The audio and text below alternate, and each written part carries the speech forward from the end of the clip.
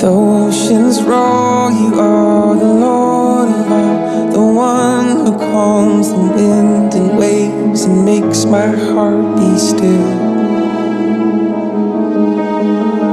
Though the earth gives way, the mountains move into the sea, the nations rage, I know my God is in control. The oceans roar, you are the Lord of all, the one who calms the wind and waves and makes my heart be still. Though the earth gives way, the mountains move into the sea, the nations rage, I know my God is in control. Lord of hosts, you're with us in the fire, with us as a shelter, with us in the storm. You will lead us through the fiercest battle. Oh, where else would we go but with the Lord of hosts? You are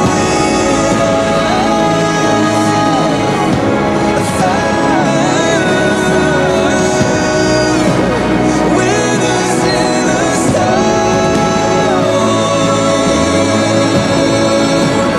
through the fiercest battle.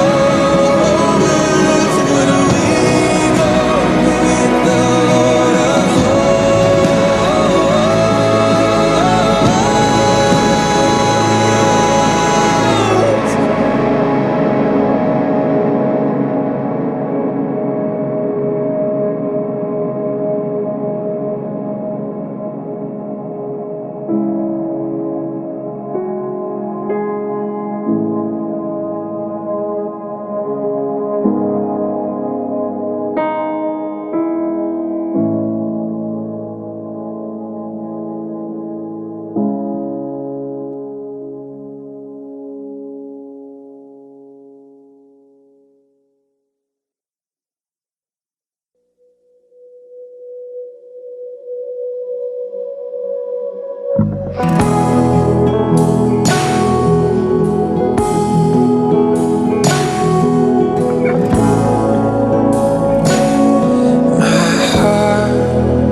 Bursts at its base, spilling with beauty and goodness. I pour it out as a song to my King, shaping the rivers into words. What grace pours from your lips. The sound calls the midnight to morn. The melody turns my winter to spring. I echo it now in my worship.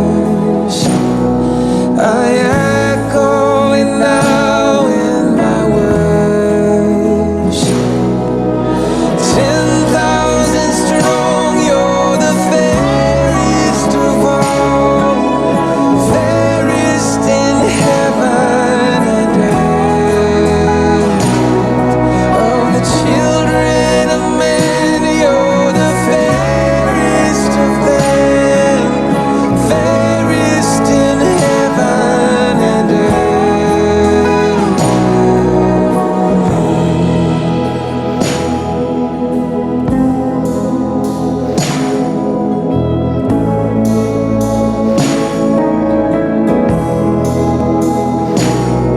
Your heart bursts at the seams,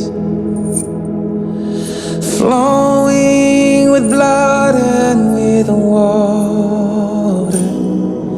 A song of love pouring out from the tree, singing for the joy set before me, for the joy set before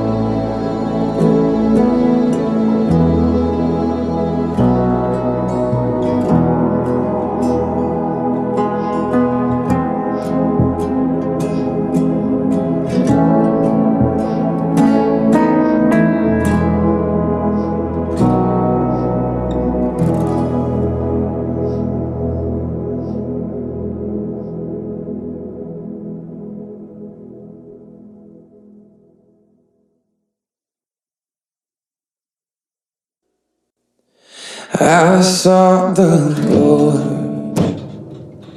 and He answered me and delivered me from every fear. And those who look on Him are radiant. They'll never be ashamed. They'll never be ashamed. This poor man cried, and the Lord heard me and saved me from my enemies. The Son of God surrounds His saints. He will deliver them. He will deliver them. Magnify the Lord with me. Come exalt His name together. Exalt the Lord with me. Come exalt His name forever. Oh, taste and see that the Lord is good. Oh, blessed is He who hides in Him. Oh, fear the Lord. Oh, all you saints, He'll give you everything. He'll give you everything. Magnify the Lord with me. Come exalt His name together. Glorify the Lord with me. Come exalt His name forever.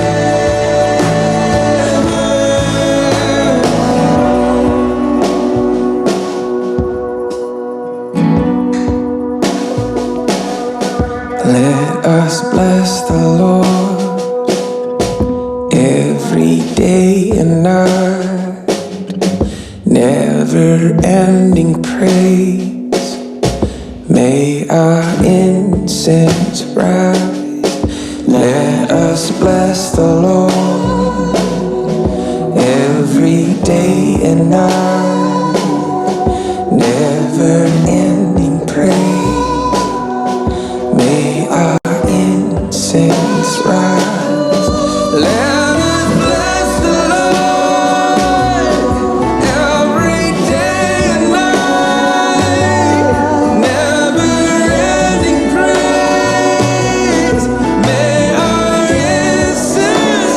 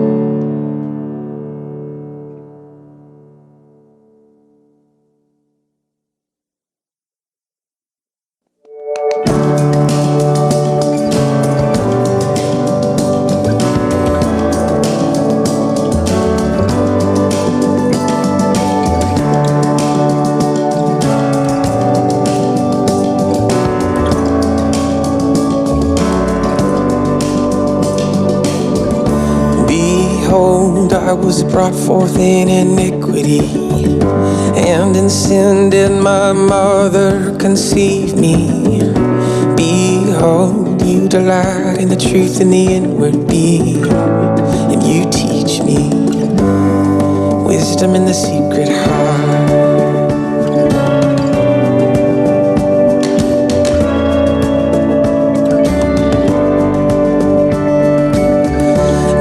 Sin's not far, but right in front of me. Against you and you alone, God, I am guilty. Wash me thoroughly, cleanse me from iniquity, and teach me wisdom in the secret heart.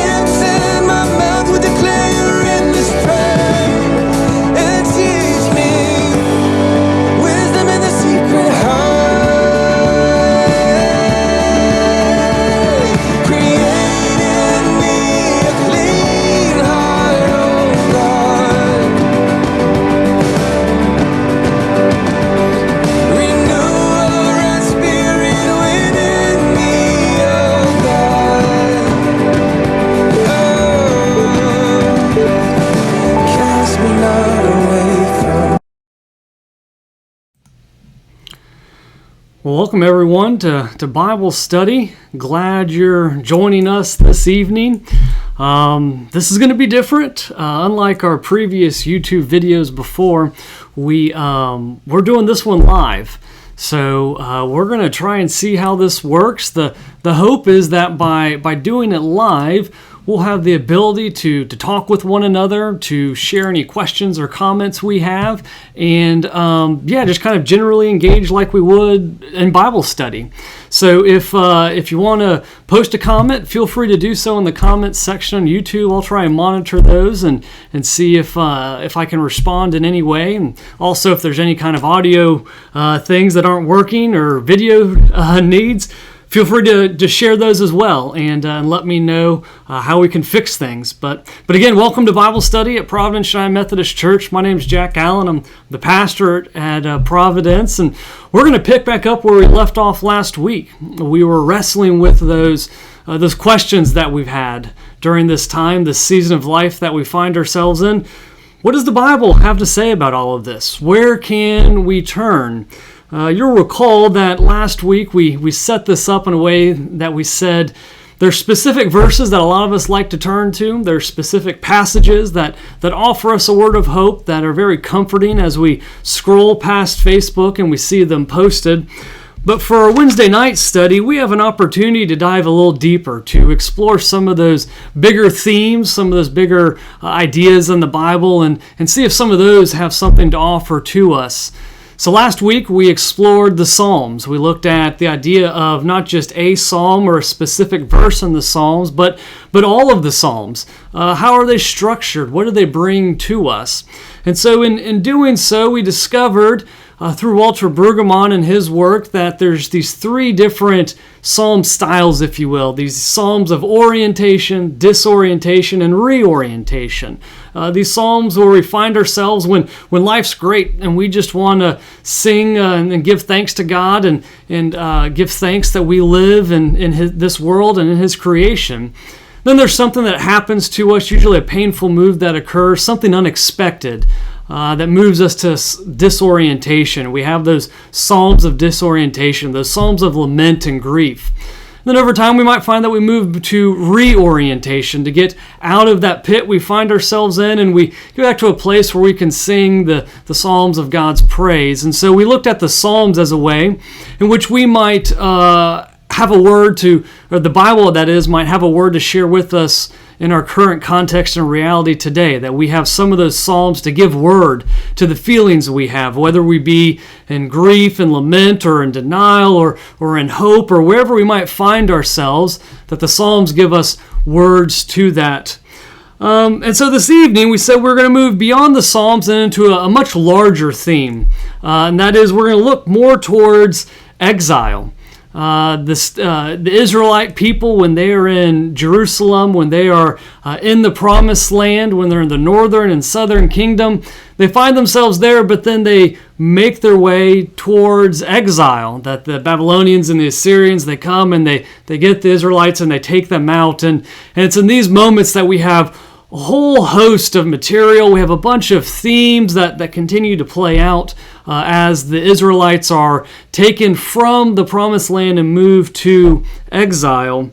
And so to begin that, I want to offer a couple of different things. One is that I'm going to try and share my screen here. Again, we'll see how this works. But I want to offer you one of the books that I'm going to be using is Walter Brueggemann's book, The Three Reality, Grief, and Hope, The Three Urgent Prophetic Tasks. And Brueggemann's book here is going to serve as a guideline, if you will. It's going to serve as a way in which I'm going to be pulling a lot of information from, how Brueggemann outlines these three things that the prophets have before them, that they're called to call us to reality. The prophets are called to offer us words of grief. And then finally, the prophets are called to offer us words of hope. And so for not only this week, but the next several weeks, Brueggemann's book is going to use as kind of a backdrop. A lot of things I'm going to be pulling from, some of the themes and whatnot are going to be pulled from this book. And so just wanted to make you aware of that. And if you'd want to go and purchase it, of course, you can probably find it on Amazon or anywhere like that to dive more into it. But this is what we're going to be playing with over the next several weeks is Brueggemann's understanding of the prophet, the role of the prophet, and specifically what the prophet was doing around exile. And again, I think in some ways we find ourselves in a time and place like that as we are exiled to our own homes, as we find ourselves socially distanced, not able to join where we would like to be. And so Brueggemann offers us some words, and we'll be using that throughout the next couple of weeks. But before we jump into all of that, I want to back up and offer us a word about covenants. Because to get to a place where we can understand why even the Israelites were going into exile, I think it's important to look at covenants. And so there are 5 covenants of the Old Testament, the 5 traditional ones that we offer up, and hopefully you can see those on your screen there. But the first one comes from Noah. Comes to us in Genesis. Genesis 9:11 says, "I will establish my covenant with you, that never again shall all flesh be cut off by the waters of the flood, and never again shall there be a flood to destroy the earth." That is the covenant that we get with Noah, that God makes with Noah.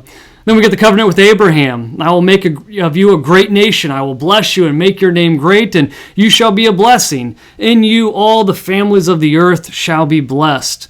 Then we get the covenant that's established with Moses.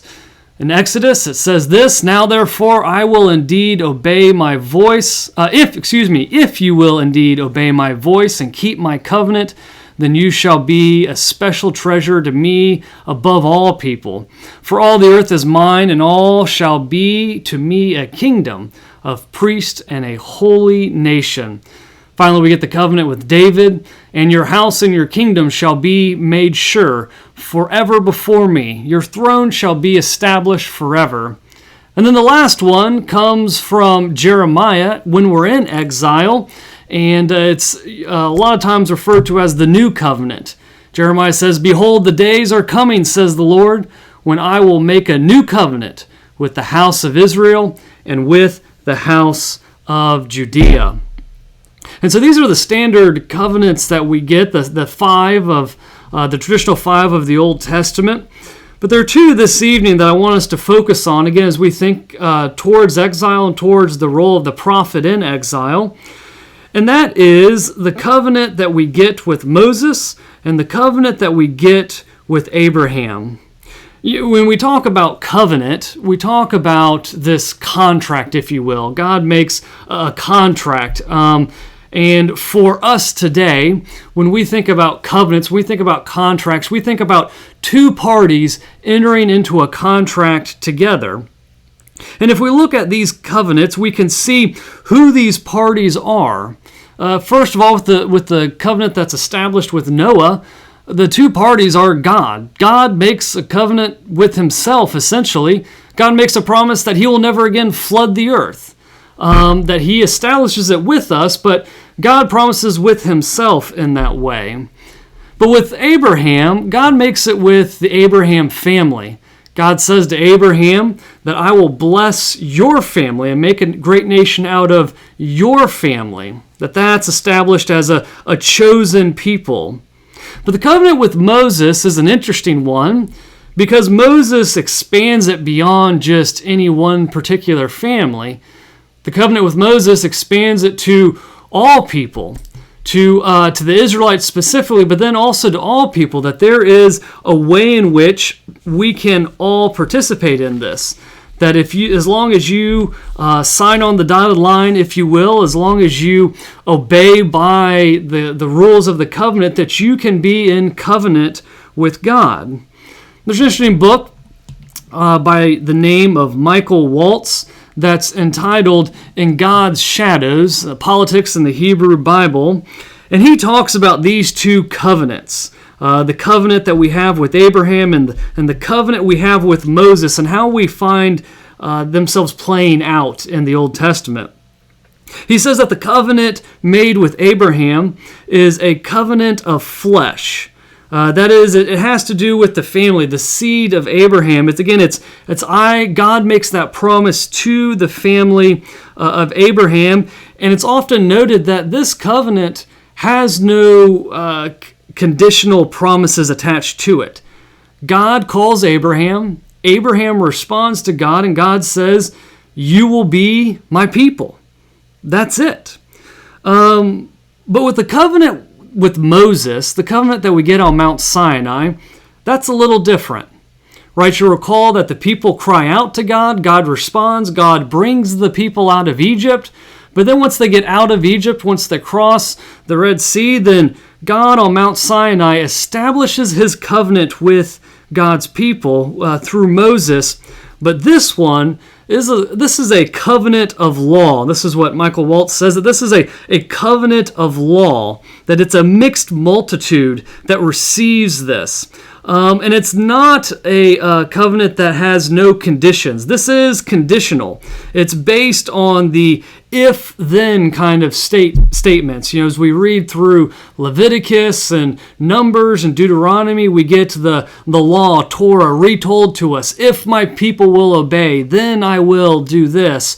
We get these perimeter ethics, if you will, that as long as you're abiding by the law, as long as you're staying within Torah, then you're good. You're a part of the covenant with God. If you get outside of this perimeter ethics, well, then you have to find a way back in. How do you do that? Well, there's ways to atone for your sin. There's ways to come back in with the covenant.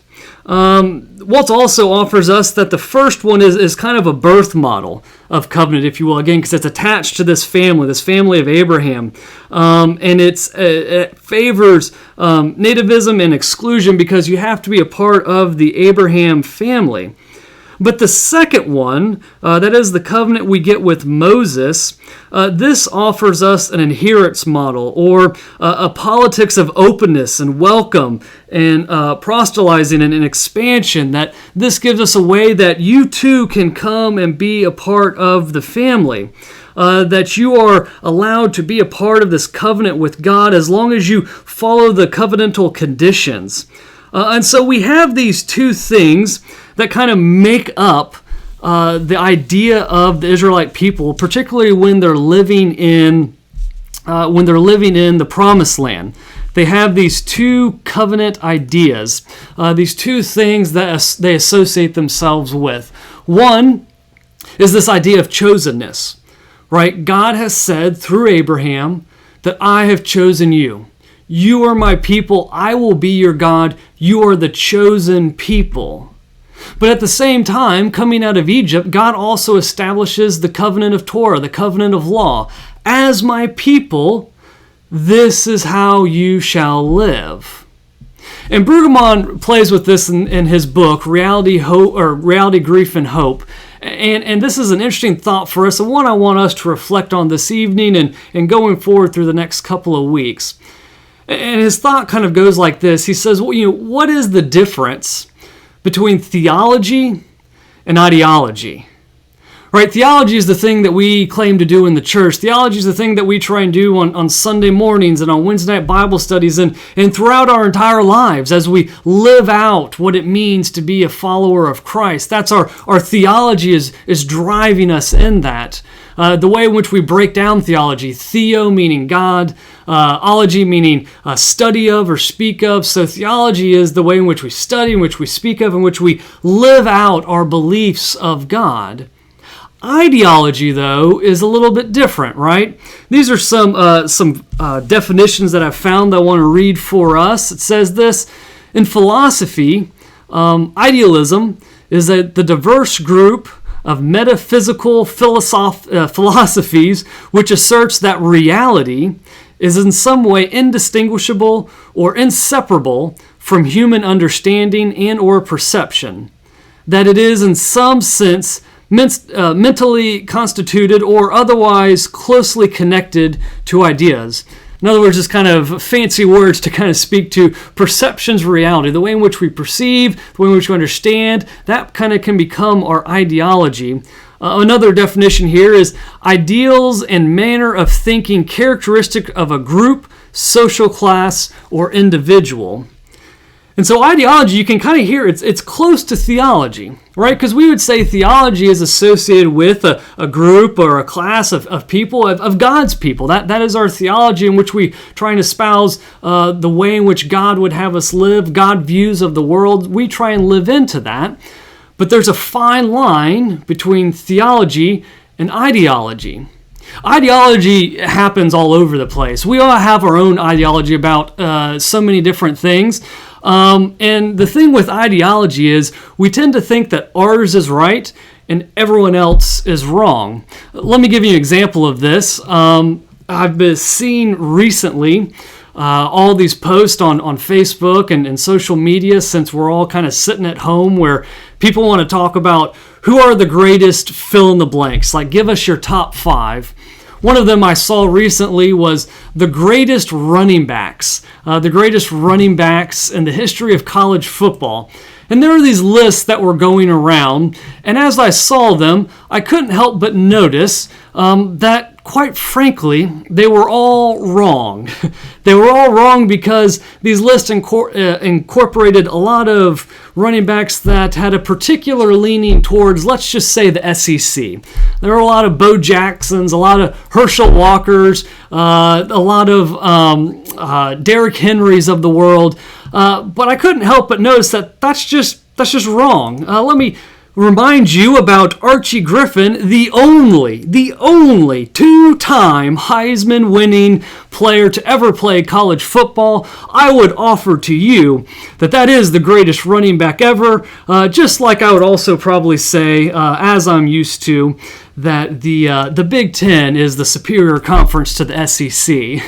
I hope no one is exiting out and leaving Bible study right now, but that's just an example, right, of our ideology, our things that kind of come to shape our way of being, our understanding. A group of people can come to have this sort of mindset, if you will, based on how they're living, based on what they have before them. And so this is, again, to kind of come back to the Old Testament here. This is what Brueggemann points us to and asks us to consider. Were the Israelite people, when they were living in Jerusalem, when they were living in the Promised Land, in the northern and southern kingdoms, Did they have theology or did they have ideology? Did they have a well-balanced sense of the two covenants, the covenant of chosenness and the covenant of law? Or were they beginning to lean more so into the covenant of chosenness and kind of forgetting the covenant of law, the covenant of the ways in which God said this is how we should live? I want to draw our attention to two Psalms here. I'm going to pull these up. I see John Crofts. Anyone has the bishop's number? He's busy right now, John. We're not going to worry about that. I'm not getting reappointed because of my SEC Big Ten takes. Thank you, though. But I want to read to us two Psalms right now. Psalm 2 and Psalm 46. Psalm 2 has this to offer. Again, we have true translations for us here. But it says this: "Why do the nations rant? Why do the people rave uselessly? The earth's rulers take their stand. The leaders scheme together against the Lord and against his anointed one. Come, they say, we will tear off their ropes and throw off their chains. The one who rules in heaven laughs. My Lord makes fun of them. But then God speaks to them angrily. Then he terrifies them with his fury. I hereby anoint my king on Zion, my holy mountain. I will announce the Lord's decision. He said to me, you are my son. Today I have become your father. Just ask me, and I will make the nations your possession. The far corners of the earth will be your property. You will smash them with an iron rod. You will shatter them like a poetry jar. So kings, wise up. Be warned, you rulers of the earth. Serve the Lord reverently. Trembling, kiss his feet, or else he will become angry. He will become angry, and your way will be destroyed, because his anger ignites in an instant. But all those who take refuge in the Lord are truly happy." Again, you can kind of hear this points to this idea coming out of the covenant with Abraham. We are a chosen people. We have God on our side. God Almighty has chosen us. Who's going to come at us? No one in this world can come at us. No one in this world can have anything to say to us. If they do, they better straighten up real quick, because it's useless. God has chosen his people. Again, Psalm 46. I won't read the whole of Psalm 46, but just to note a little bit of a difference here in the first few verses, beginning in verse 1. God is our refuge and strength, a help always near in times of great trouble. That's why we won't be afraid when the world falls apart, when the mountains crumble into the center of the sea, when its waters roar and rage, when the mountains shake because of its surging waves. There is a river whose streams gladden God's city, the holiest dwelling of the Most High. God is in that city. It will never crumble. God will help it when morning dawns. Nations roar, kingdoms crumble. God utters his voice, the earth melts. The Lord of heavenly forces is with us. The God of Jacob is our place of safety. Even more explicitly here, right? This speaks to this idea of the chosen people. The chosen people who God has chosen. Again, that verse 5. God is in that city. God is in Jerusalem. It will never, never crumble. God will help when the morning draws. It's interesting, too, as we move from Psalm 2 to Psalm 46. In Psalm 2, the psalmist is speaking more of earthly things, right? Other kingdoms, other rulers, other people. Psalm 46 even expands it even further. Now we're talking about mountains crumbling and waters roaring and when the earth shakes and waves surge and all those things. Not just the political landscape of the world, but also the cosmic nature of all that we find on the earth. Anything that comes our way, it doesn't matter, because as verse 7, the Lord of heavenly forces is with us. The God of Jacob is our place of safety. And so as we think about that, as we have these psalms and we have what they are saying, we can't help but notice again exile comes to the people of Israel. Right, the psalmist who claimed these words, claimed that nothing can happen to them while in the city, we know that's not true. We know that eventually the Babylonians and the Assyrians, they come to the northern and southern kingdom, and they remove the Israelites. They take them into exile. So what are we to do with this?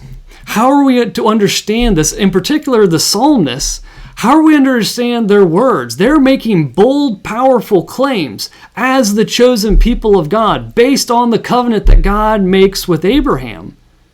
And yet we know, again, that's not necessarily fulfilled in the sense that the Israelites go into exile. So what are we supposed to do? Where are we supposed to turn if we know that this isn't fulfilled? Or maybe a better question is even, why wasn't this fulfilled? Well, I think this is the place now where we turn to the prophets. And this is where we'll be spending our time in the next couple of weeks, is unpacking what the prophets have to offer us. Again, that Brueggemann book, the three tasks of the prophets, as they give us words of reality, words of grief, and words of hope. The first thing that the prophet does is the prophet speaks to us a word of reality. The prophet speaks to us a word against ideology. And if we have a covenant based on chosenness, while that might be true, if that's the only thing we rely on, if that's the only thing we lean into, if we reject the covenant of law, if we just spend our time in the covenant of chosenness, then enter the prophet. This is where the prophet has a responsibility and obligation to call God's people to adherence, to say, listen up, we're not living this way. Let's move from the psalmist and let's move to the prophets. Particularly, let's move to Micah.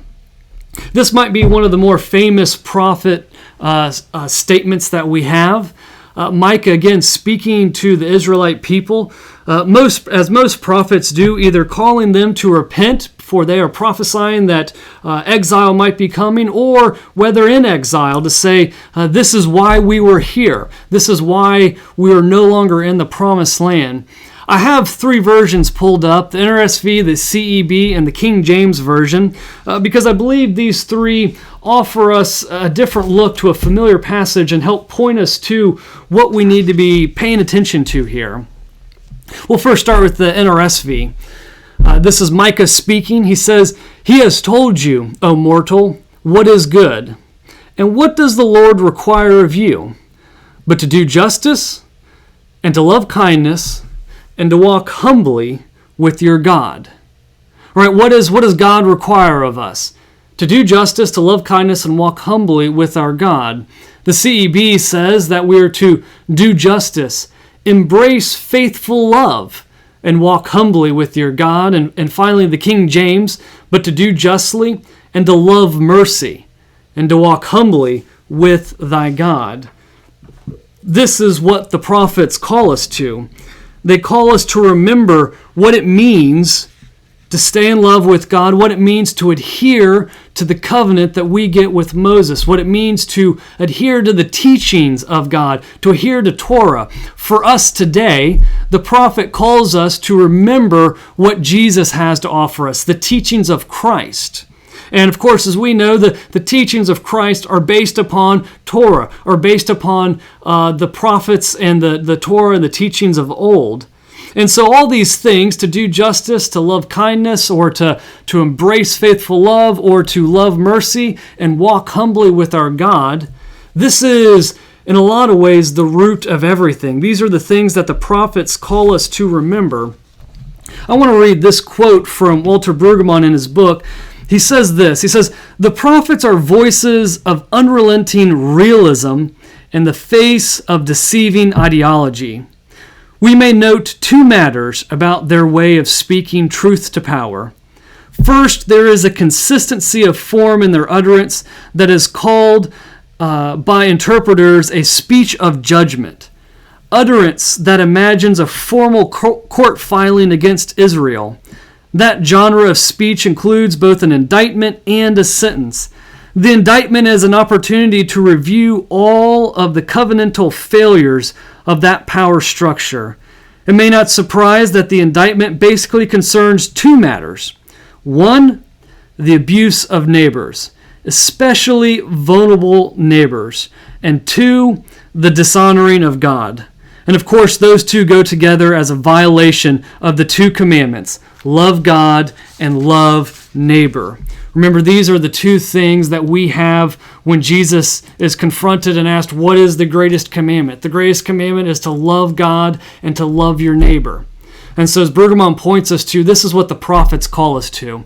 When there's a violation of loving God and loving neighbor, when there's a violation of your neighbor, when there's a violation of the people which we're surrounded with, when God is being dishonored, in steps the prophets. In steps the prophets to claim and to reject the ideology that we're espousing, that blind us to not be able to see this, and to call us to the reality of the situation. To be able, like Nathan says to David, you are that man, you are that person that is not living out the covenantal living that God requires of God's people, that is not living out in their daily life the teachings of Jesus Christ.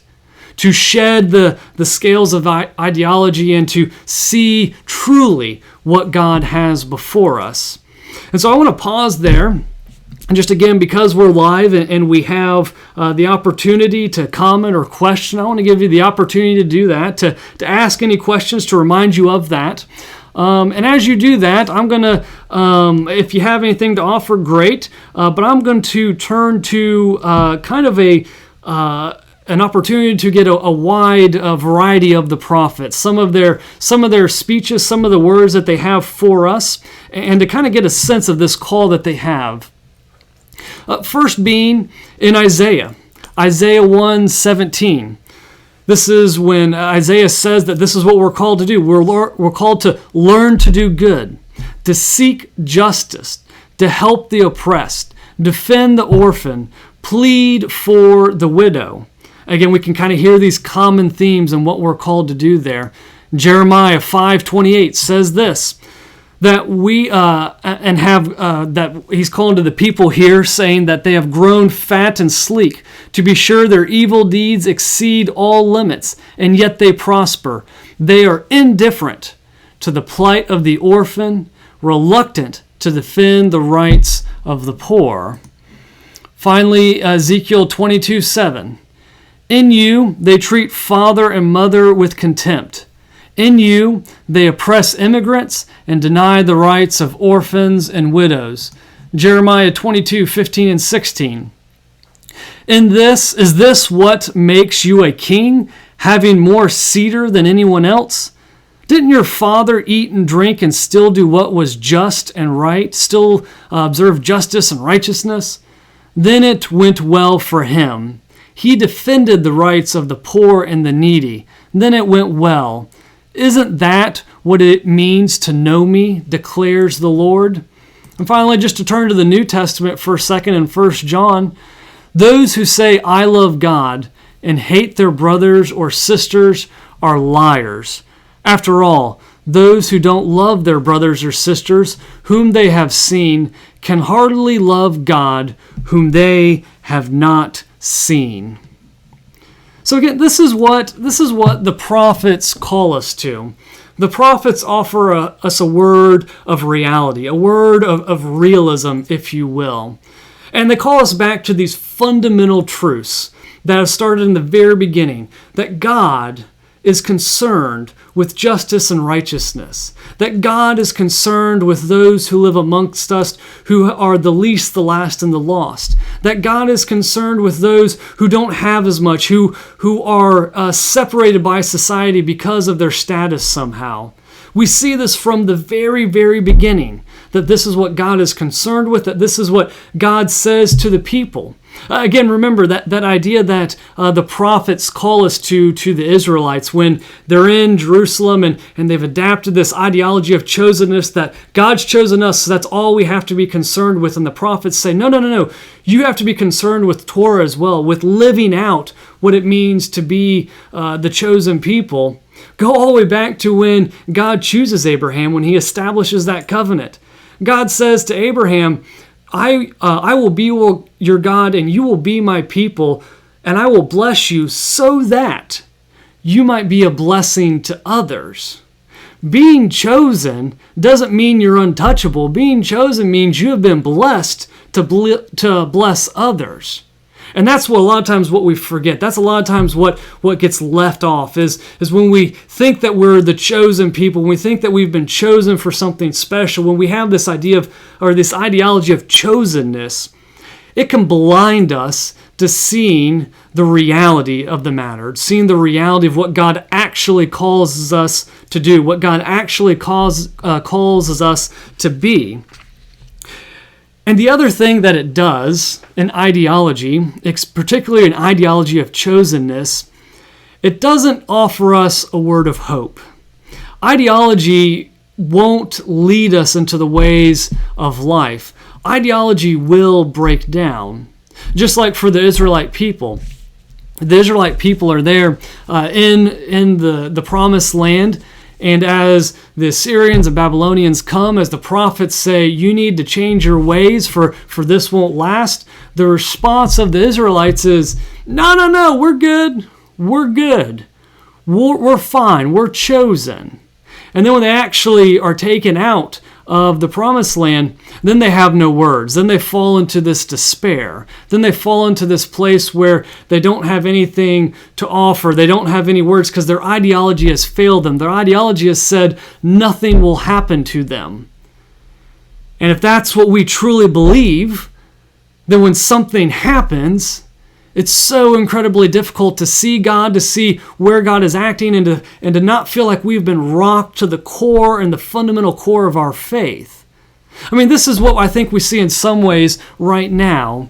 It's interesting to think about how this is affecting us. We use a lot of words right now like this is weird, this is unusual, this is unprecedented. I can't wrap my mind around it. And there is a lot of truth to that because we haven't experienced this before. Right? We've mentioned before that the last time this country engaged in social distancing was over 100 years ago during the Spanish flu epidemic that swept the nation. And that was really the last time we've dealt with some of these things. Anytime that something has come up in the world of a global pandemic kind of thing where there's a virus or a disease going around, it's always kind of been somewhere else. Right? It's been some other part of the world, not here where I live. I can remember several years ago when I was on Emory's campus, when I was studying to get my master's in theology and going to the Candler School of Theology at Emory University. Ebola was going across the world, and there were different parts of the world that were suffering from that disease. And Emory University had the first Ebola patient on U.S. soil. It was brought to Emory's campus because Emory's hospital had certain guards and safety procedures and everything else that allowed for them to safely treat somebody on the campus and make sure the disease didn't spread. And I can remember walking across Emory's campus as news was breaking and we were hearing that somebody with Ebola was literally, 100 or 300 yards away from where I was standing. We could kind of see the hospital and where they were. And thinking kind of, that's cool. That's a neato fact. But never really thinking like, oh my gosh, Ebola, it's right there. This might affect me somehow. Right? Because that never happened before. Because we never seen it. So we don't even allow ourselves to conceive that that's a possibility. And I think in some ways what this has done as we are having to learn to socially distance, as we're having to learn to stay inside, to wash our hands more, is that all of a sudden this threat of disease has become real. It's become something, this actually can affect me. I saw on Facebook just last week a friend of mine who I graduated from high school. He said that he actually contracted the coronavirus and had to be hospitalized and put on a ventilator. And I think, wow, that's somebody in their early 30s like myself who contracted this and had to be put on a ventilator. I know him. And it's weird to think, but somehow in seeing that Facebook post, all of a sudden this became real. Like all of a sudden this was something that I had to deal with, that it wasn't out there. I mean, even as we see reports from California or New York or other places, there's something still about, that's that place over there. That's that state far away from me. But when it comes to us, it can shock us. right? It can shock us. And if we're grounded in our faith in a good place, then it will still shock us, but we'll have a way to move beyond it. But if our faith is teaching us, and if what we believe, and it isn't so much theology, but more ideology, if we believe that somehow this can't happen to us, that somehow we have a God who protects us because we've been chosen, that's not where God pushes us.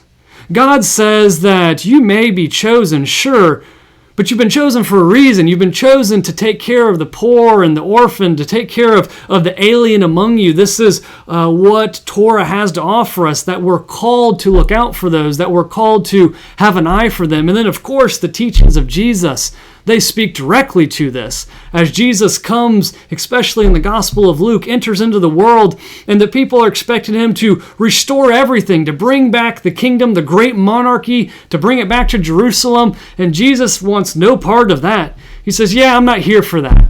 I'm here for the least, the last, and the lost. I'm here for the kingdom of God, which turns everything upside down. Even the religious rulers of the day, they were shocked at what Jesus was talking about, because what Jesus was talking about was this year of Jubilee, when everything was restored, when debts were forgiven, when those that were on the margins of society now had a place. This is what God cares about. And so again, if we've moved from theology to ideology, if we've moved from a place where we are carrying out, we're being the church, where we're living as God would have us, and we move to a place where we think, oh, just because I've been baptized, I've been chosen, and all will be well, then it will be extremely difficult to work our way through all of this. It becomes extremely difficult to accept the fact that we're being socially isolated, that we're being, in some ways, exiled from the church campus, to put in our homes, not able to gather. Right? I want to read this final word for us this evening that comes from Brueggemann, and he closes with a Bible verse, another prophet from Habakkuk. But he talks about the ways in which the prophets go about their business. He talks about how the prophets speak, and this idea that they can speak very directly, right? Especially if you read something like Jeremiah. Jeremiah has some harsh words. But Brueggemann says that they're doing this because they're speaking in poetry. Because again, poetry has something to offer us that moves us beyond just the literal meaning of the words and can tap somewhere deeply into our souls. All the things, a lot of the things in which we talked about last week with the Psalms and poetry. But Brueggemann says this. He says, poetry that invites and transforms and shocks and offends may sometimes be the work of the Spirit. Our predatory society lives by the prose that is manageable and thin. But then the same was true with these ancient poets.